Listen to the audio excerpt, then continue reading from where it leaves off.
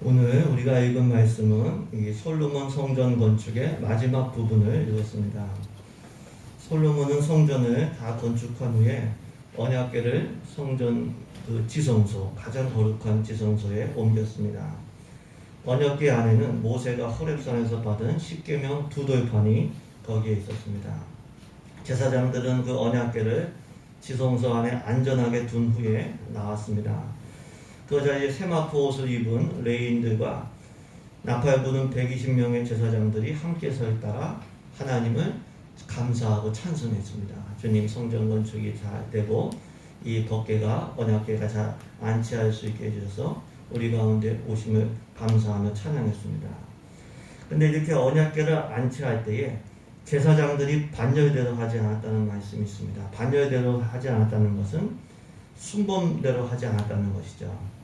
역대하 24장을 보시면은 이 다윗이 제사장들을 24개의 조직으로 나눠서 돌아가면서 이 성전에서 섬기게 했습니다. 근데 이 언약궤 안치시계는 반열대로 하지 않고 모든 제사장들이 다 나와서 섬겼습니다. 신과 정성을 다했다는 것입니다. 왜냐하면은 언약궤는 하나님의 임재를 상징했기 때문에 하나님을 모시는 일에 있어서 온 힘을 다 기울인 것이죠. 우리 11절에서 13절까지 말씀을 그래서 생각하면서 한 번 더 읽습니다. 11절에서 13절까지 말씀입니다.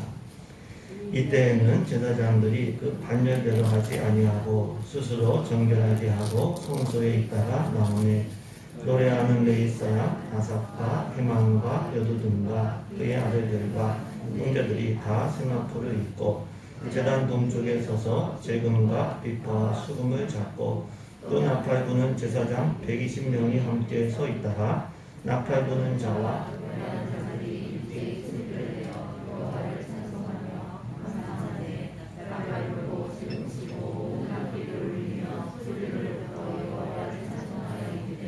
선하시도다 그의 자비하심이 영원히 있도다 하며 그때 여호와의 전에 구름이 가득한지라. 아멘.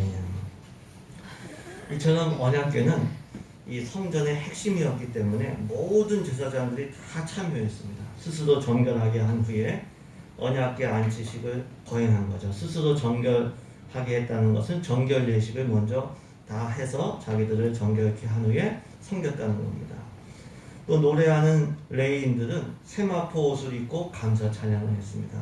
세마포 이 흰 옷은 정결함과 의로움을 의미하죠. 이 제사장들과 레위인들은 힘과 정성을 다해서 그리고 정결하고 의로운 가운데 언약궤를 안치하고 찬송을 했습니다. 이를 통해서 알 수 있는 것은 무엇입니까? 하나님을 모시고 섬기는 일은 힘과 정성을 다해서 그리고 정결하고 의로운 가운데 행해야 된다는 것을 우리가 알 수 있습니다. 우리가 사람 사이에서도 마찬가지죠. 우리가 귀한 손님이 오셨고 또 사랑하는 사람을 대할 때 힘과 정성을 다하죠. 정성을 다합니다. 더러운 옷 입고 더러운 그릇으로 이렇게 대접하지를 않습니다. 그럼 하나님을 모시거나 섬기는 일은 더 말할 나위가 없죠. 힘과 정성을 다해서 그리고 정결하고 의로운 가운데 해야 됩니다. 최선을 다하는 것, 정결하고 의로운 것, 이건 하나님을 섬기는 사람들의 기본인 것을 알 수 있습니다. 우리도 하나님을 섬기고 예배할 때 힘과 정성을 다하기를 소망합니다. 우리가 특별한 일이 없으면 지각하지 마시고 일찍 나와서 기도로 준비된 예배를 해야 돼요. 준비해야 됩니다. 예수님은 마음이 청결한 사람이 하나님을 본다고 했어요. 우리들 마음을 하나님 만나기 위해서 자꾸 회개함으로 정결케 하고 또 의롭게 사는 우리 되기를 간절히 소망합니다. 정결하고 의롭게 살려면 어떻게 해야 될까요? 먼저는 거룩을 성공보다 우선순위에 놔야 됩니다. 이 시대가 알아주는 가치는 성공이나 능력이죠. 성공이나 능력보다 더 중요한 게 뭘까요? 거룩입니다. 산의 진미가 다 있어요. 근데 그릇이 뭐가 묻은 그릇이에요. 그럼 그 그릇으로 산의 진미는 안 먹겠죠. 야채라도 깨끗한 그릇에 담긴 것을 이렇게 먹을 겁니다. 디모데후서 2장 21절에 자기를 깨끗하게 하면 귀 쓰는 그릇이 된다고 하셨습니다. 요한계시록 3장에서도 이 빌라델비아 교회가 작은 능력을 가졌지만 예수님 예수님 말씀을 지키고 예수님의 이름을 배반하지 않았다고 칭찬을 받았습니다. 우리가 능력이 크고 적음보다 더 중요한 것은 거룩함과 진실함입니다. 우리가 거룩한 삶으로 하나님께 영광을 돌리시고 쓰임받는 우리 모두 되기를 간절히 소망합니다. 거룩하고 의롭게 살려면 또 우리가 회개와 순종에 힘써야 됩니다. 이 솔로몬이 언약궤 안치식을 신과 정성을 다했습니다. 왜냐하면 이 언약궤는 하나님의 임재를 핵심이기 때문에 임재를 의미하는 거기 때문에 그렇습니다. 언약궤 안에는 뭐가 있을까요? 아까도 말씀드렸듯이 호렙산에서 모세가 받은 십계명 두 돌판이 있었습니다. 우리는 하나님 말씀을 통해서 하나님과 만나는 거예요. 하나님 말씀이 있는 곳에 하나님의 임재가 있고 하나님과의 만남이 있는 겁니다. 그래서 우리가 말씀 중심의 신앙이 돼야 됩니다. 말씀을 통해서 죄를 깨닫고 예수님 보혈을 의지해서 회개해야 됩니다. 말씀대로 살려고 애써야 됩니다. 그럴 때에 정결하고 의로운 사람이 될 수가 있습니다.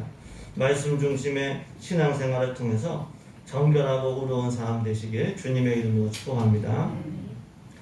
이처럼 언약궤 안치식은 제사장들과 레위인 찬양단이 힘과 정성을 다해서 정결하고 의로운 가운데 거행을 했습니다. 12절을 보시면은 노래하는 레위 사람 아삭과 헤만과 여두둔 이런 말씀이 있습니다. 아삭과 헤만과 여두둔은 다윗이 세운 찬양단 리더였어요. 그들과 그들의 아들들 형제들이 재금과 비파와 수금을 또 연주를 한 겁니다. 그때 나팔 부는 120명의 제사장들도 함께 서 있다가 나팔을 불면서 찬송하며 감사했습니다. 나팔과 재금을 비롯한 모든 악기를 연주하면서 그리고 소리를 높여 여호와 하나님을 찬송하며 고백합니다. 주님은 선하시고 그 자비하심이 영원하십니다. 이렇게 감사하고 찬양했을 때 성전에 구름이 가득했다고 했습니다. 이 구름은 하나님의 영광이 가시적으로 임한 것을 의미합니다. 우리 사도행전 보면은 오순절 성령 임하실 때 바람 소리가 나고 불의 혀가 각 사람 위에 있었다고 했거든요. 이게 강력하게 가시적으로 임한 거예요. 출애굽기 40장에서 성막을 건축하고 봉헌했을 때에도 구름이 성막을 덮었다고 했어요. 구름이 성막을 덮었다는 것은 하나님은 영이셔서 안 보이시지만 특별한 경우에 가시적으로 임재하셨다는 거, 강력하게 임재하셨다는 거. 이스라엘이 광야 생활에서 구름 기둥의 인도와 보호를 받았죠. 그것도 역시 하나님께서 가시적으로 강력한 임재를 통해서 그들을 인도하시고 보호하셨다는 거예요. 오늘 본문에서도 솔로몬이 성전을 건축하고 언약궤를 안치하고 소리 높여 하나님께 감사하고 영광 돌리고 찬양했을 때 성전의 구름이 가득하게 된 것입니다.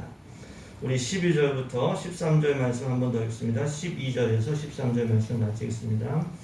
노래하는 레위 사람 아삭과 헤만과 여두둔과 그의 아들들과 형제들이 제단 동쪽에 서서 재금과 비퍼와 수금을 잡고 또 나팔 부는 제사장 120명이 함께 서 있다가 나팔 부는 자와 노래하는 자들이 일제히 소리를 내어 여호와를 찬송하며 감사하는데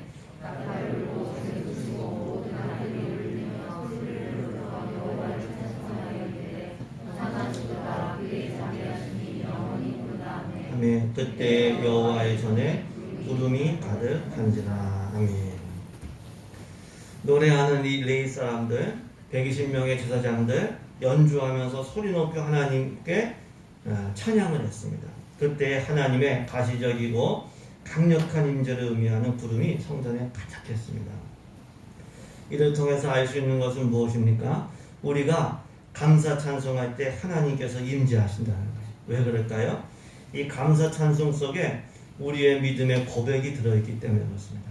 하나님께서 우리의 믿음을 기뻐하시는데 믿음으로 고백하고 믿음으로 행동하는 것을 기뻐하시는 거예요. 그렇기 때문에 믿음으로 감사하고 믿음으로 찬양하고 예배하는 것에 주께서 임재하시는 거예요. 주님께서 우리 가운데 지금 임재하시는 줄로 믿습니다.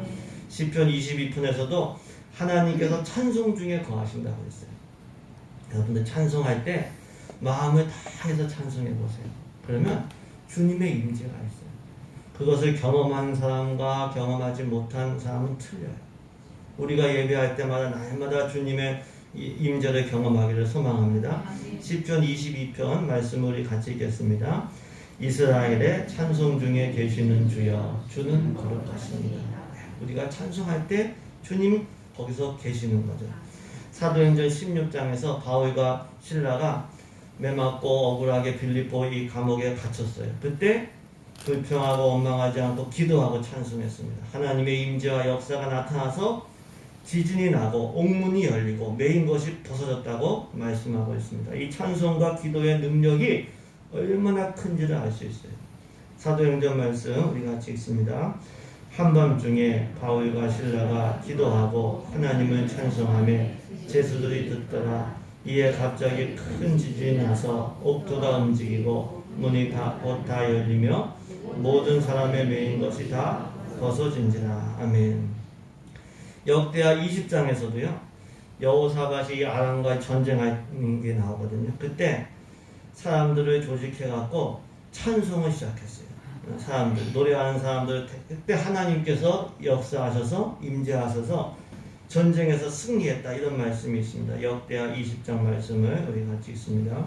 백성과 더불어 의논하고 노래하는 자들을 택하여 거룩한 예복을 입히고 등대 앞에서 행진하며 여호와를 찬송하여 이르기를 여호와께 감사하세 그의 인자하심이 영원하도다 하게 하였더니 그 노래와 찬송이 시작될 때에 여호와께서 복병을 두어 유다를 치러온 암몬 자손과 모압과 세일산 주민들을 치게 하심으로 그들이 패하였으니. 아멘.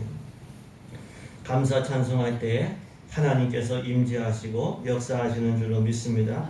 믿음으로 감사하고 찬송하면 그 일은 영적인 일이 되는 거예요. 우리가 찬송에 있어서 음악은 양념과도 같아요. 그래서 음악도 중요합니다. 양념이 있어야 음식을 맛있어지듯이 음악이 있으면 힘과 흥이 나죠. 근데 핵심은 음악이 아니라 믿음의 고백이에요. 믿음으로 감사하고 찬송할 때 그 일은 영적인 일이 되고 하나님께서 임재하시고 역사하십니다. 악한 영이 자꾸 괴롭게 할 때 주님을 찬양해야 돼요. 주님을 찬양하고 선포해야 돼요. 그러면 그것이 영적인 일이 됩니다. 그러니까 우리가 불평하지 말고 감사 찬송하는 사람들이 되어야 됩니다. 우리 가정마다 제단이 세워지기를 소망합니다. 우리가 살아갈 때도 순간순간 우리 마음 성전에서 찬송이 울려 퍼져야 돼요. 힘들수록 더 믿음으로 감사 찬송해야 됩니다. 찬송은 예배의 주변 요소가 아니라 예배의 핵심, 예배 자체입니다. 천국에서는 설교나 전도가 없습니다. 왜 그럴까요? 얼굴과 얼굴을 맞대고 하나님을 보는데 뭘 그걸 설명하고 뭘 그것을 전하겠어요. 근데 천국에서도 찬송과 예배가 있어요. 더 있어요. 우리가 천국 누가 들어갈까요? 예배자가 들어가는 거예요. 왜? 천국은 예배하는 곳이기 때문에. 우리가 감사 찬송하면서 하나님을 예배할 때 하나님이 기뻐 받으시고 거기에 임재하시고 역사하셔요.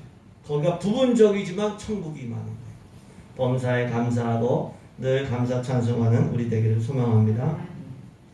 열왕기상 8장을 보시면 오늘 본문의 이 언약궤 안치식이 거기도 나와요. 열왕기상 8장이에요.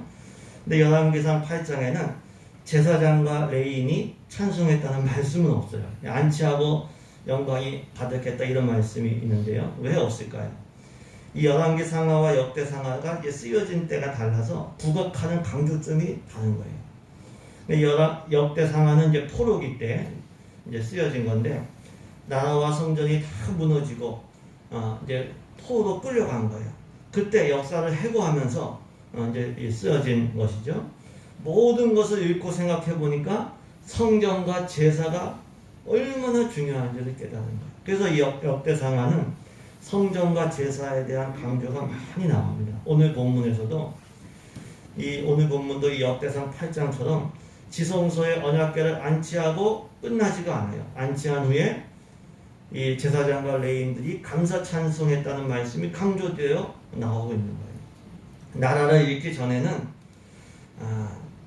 몰랐는데 나라를 읽고 보니까 성전과 예배가 얼마나 중요한지를 깨닫게 된 것입니다.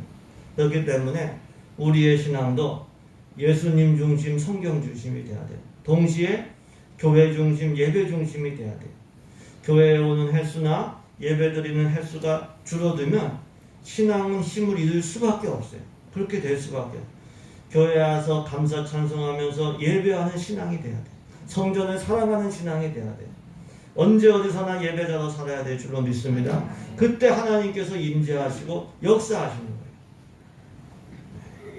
우리가 예배를 귀중히 여긴 사람, 성전을 사랑하시는 예배자로 사시길 주님의 이름으로 축복합니다. 감사 찬송하는 예배자가 되려면 어떻게 해야 될까요? 하나님께서 베푸신 은혜와 사랑을 잊지 말고 기념을 해야 됩니다. 오늘 본문 13절에 제사장과 노래하는 레인들이 하나님의 선하심과 자비하심이 영원하다고 찬송을 했어요. 하나님의 선하심과 자비하심을 기억했기 때문에 감사 찬송할 수가 있는 거예요. 배은망덕한 사람이 아니라 기억하는 사람이 돼요. 예수님의 사랑과 은혜를 기억하는 사람이 돼요. 그럴 때에 감사 찬송할 수 있고, 그렇게 감사 찬송할 때 하나님의 임재와 역사 속에서 은혜의 선순환이 일어나게 되는 것이죠. 또 감사 찬송할 때는 우리가 소리 높여 우리가 찬송해야 됩니다. 오늘 본문 13절에 제사장과 이 레위인들이 소리를 높여 찬송했다고 했습니다. 소리를 높여 찬송했다는 것은 힘과 정성을 다했다는 거예요. 하나님은 우리의 찬양을 받으시기에 합당하신 주님이신 줄로 믿습니다.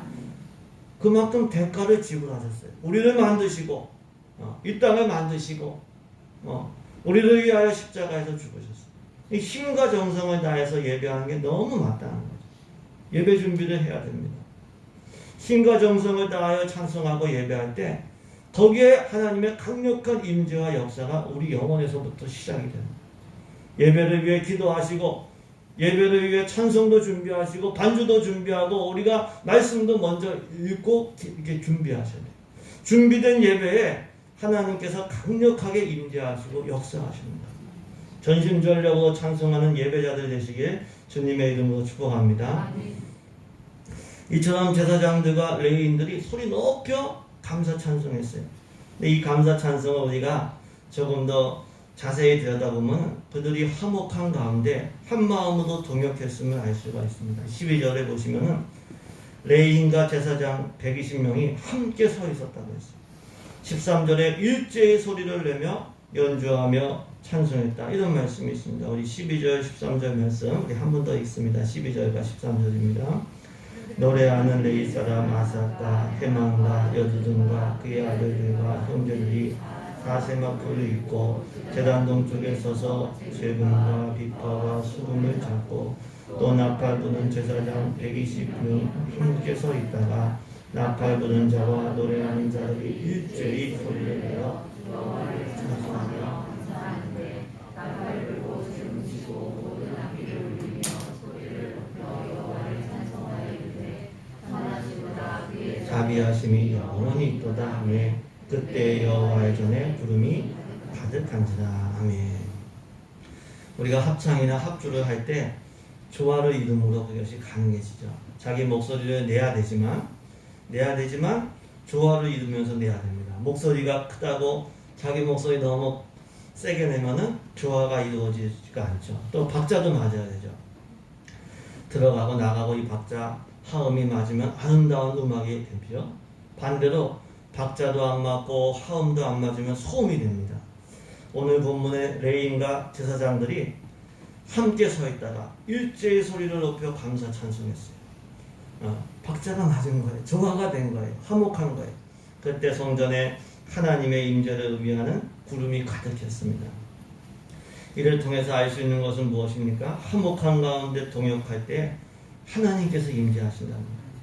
고린도전서 14장 33절에 하나님은 무질서의 하나님이 아니요 화평의 하나님이시라는 말씀이 있습니다. 질서가 무너지고 서로 갈등하고 싸우고 하는 거 이거 막이 없어요. 네? 우리가 잘 분별해요. 가정이나 교회에서 자꾸 갈등이 다툼이 나는 거 영적으로 분별해 볼 필요가 있어요. 그렇게 다툼이 있고 갈등이 있는 곳에 누구나 가기 싫어요. 불편하기 때문에. 하나님께서도 화목한 가운데 동역하는 교회 화목한 가정에 임하시는 줄로 믿습니다. 그래서 우리가 화목한 가운데 동역해야 돼요. 그게 모두가 사는 길이에요. 화목한 가운데 동역할 때 하나님께서 강력하게 임재하시는 교회가 됩니다. 하나님 화목한 가운데 동역할 때 하나님께 쓰임받고 복을 누리는 교회가 될 수가 있습니다. 반대로 갈등하고 분열하면요, 그 마귀만 역사해요. 다 전체 전쟁에서 지고 각계 전투에서 다 지는 거예요. 화목한 가운데 동역하는 가정과 우리 교회 되기를 간절히 소망합니다. 우리가 새해를 시작하면서 1만 시간 기도 운동을 새롭게 출발했습니다.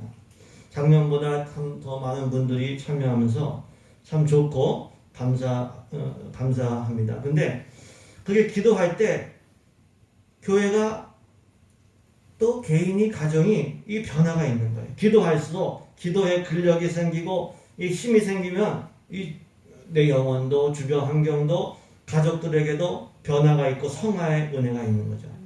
그럼에도 불구하고 아직 동역하지 않는 분들이 있어서 너무 아쉬운 거예요.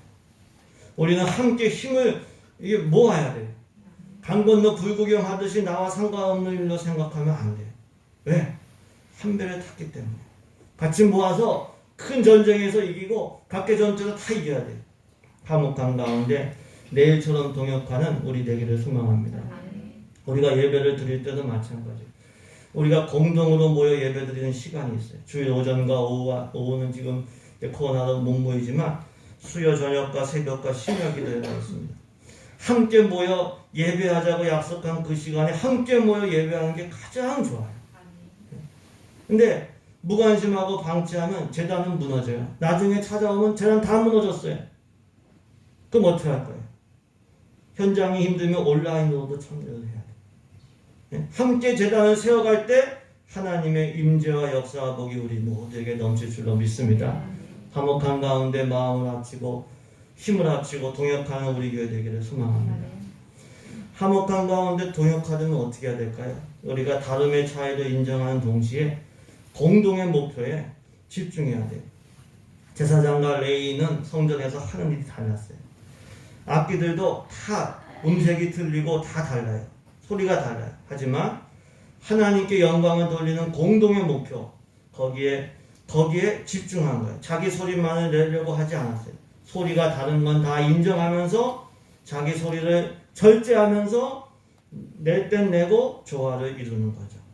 하나님께 영광을 돌리려고 하는 공동의 목표를 위해서 절제할 땐 절제하고 낼 때는 내고 조화를 이루는 우리 모두 되기를 간절히 소망합니다. 또 화목한 가운데 동역하려면 예수님 마음을 우리가 늘 품어야 됩니다. 예수님은 그 앞에 있는 기쁨을 위하여 우리의 영혼 구원을 위해서 십자가를 참으셨다고 했습니다. 그 십자가의 은혜로 우리가 죄용서함을 받고 하나님과 화목하게 되었습니다. 우리 역시 영혼 구원의 최종 목표를 바라보면서 우리가 참고 그리고 인내하고 용서하고 사랑하고 희생해야 돼. 예수님의 마음, 그 앞에 있는 즐거움을 위하여 십자가를 참으사 부끄러움을 개의치 않으신 마음, 그 마음 품고 화목을 이뤄가는 우리 모두 되기를 간절히 소망합니다. 이렇게 제사장들과 레위인들이 함께 서 있다가 일제히 하나님께 감사 찬송을 했어요. 그때 성전에 구름이 가득했습니다. 그 구름으로 인하여 제사장들이 계속해서 일할 수가 없었다. 이렇게 말씀하고 있습니다. 우리 14절 마지막 절 말씀을 같이 읽겠습니다. 제사장들이 그 구름으로 말미암아 능히 서서 섬기지 못하였으니 이는 여호와의 영광이 하나님의 전에 가득하였더라. 아멘. 이전 성전을 건축하고 마지막으로 언약궤를 지성소에 안치하고 감사 찬송할 때 여호와의 영광이 성전에 가득하게 된 거예요. 하나님께서 인정하시고 하나님께서 복을 주시는 임재 자체가 그게 복입니다. 이걸 통해서 알 수 있는 것은 무엇일까요? 이 성전의 완성과 성전의 핵심은 하나님의 영광스러운 임재라고 합니다. 하나님의 영광과 임재, 이것이 제일 중요한 줄로 믿습니다. 다윗이 한평생 구한 것이 있었습니다. 그것은 하나님의 영광과 임재를 사모하고 있어요. 우리 시편 27편 말씀을 우리 같이 읽겠습니다. 내가 여호와께 바라는 한 가지 것을 구하리니 곧 내가 내 평생에 여호와의 집에 살면서 여호와의 아름다움을 바라보며 그의 성전에서 사모하는 것이다. 아멘. 다윗은 권력이나 물질을 구한 사람이 아니었어요. 그렇다고 없는 사람도 아니었어요. 하나님 복 주셔서 권력도 있고 물질도 다 있었어요. 그런데 다윗은 그걸 구한 게 아니라 성전에서 하나님을 예배하는 가운데 하나님의 영광과 임재를 바라보기를 구했어요. 다윗은 너무나도 귀한 예배자였어요. 다윗은 하나님의 영광과 하나님이 계신 천국을 사모했던 사람이었어요. 하나님의 영광과 임재, 이것이 가장 중요한 줄로 믿습니다. 우리가 다 바쁘지만 이렇게 뭘 예배하는 이유가 뭐예요? 예배 가운데 하나님의 영광과 임재가 있기 때문인 줄로 믿습니다. 예. 그것 때문에 우리가 좀 예배드리는 시간이 너무 좋고 예배가 사모되는 거예요. 그것 때문에 우리가 예배하면서 혹은 살아가면서 구해야 될 게 뭘까요? 하나님의 영광과 임재. 하나님의 영광과 그 임재가 충만하다면 이미 거기는 거룩한 성전이에요. 하나님의 영광이 충만한 교회라면 규모에 상관없이 너무나도 귀하고 복된 교회예요. 왜 그럴까요? 하나님께서 임하시면 가장 거룩한 장소, 하나님께서 임하시면 가장 복된 예배가 되기 때문에 거기가 또 천국이에요. 그렇기 때문에 우리도 하나님의 영광과 임재를 먼저 구해야 돼요. 믿음이 연약해질수록 눈에 보이는 것에 주목하는 경향이 많아집니다. 누가 예배 왔나? 얼마나 예배 왔나? 건물은 어떻고 시설은 어떻고 음향은 어떤가? 이런 데 주목하게 돼요. 물론 그것도 중요해요. 사람도 건물도 시설도 음향도 다 중요한데 가장 중요한 것은 하나님의 영광스러운 임재가 우리 가운데 있느냐는 거예요. 누가 하나님의 사람이에요? 하나님의 임재하시는 사람은 하나님 사람이죠. 하나님의 영광스러운 임재가 강력할수록 복된 예배를 드린 거고 최고의 성전인 줄로 믿습니다. 하나님께서 임재하시고 역사하신다면 사실 미래도 보장된 거예요. 네? 하나님께서 해결해 주시기 때문에 우리를 사랑하시는 하나님은 우리와 함께 하시기를 원하시고 기뻐하시는 줄로 믿습니다.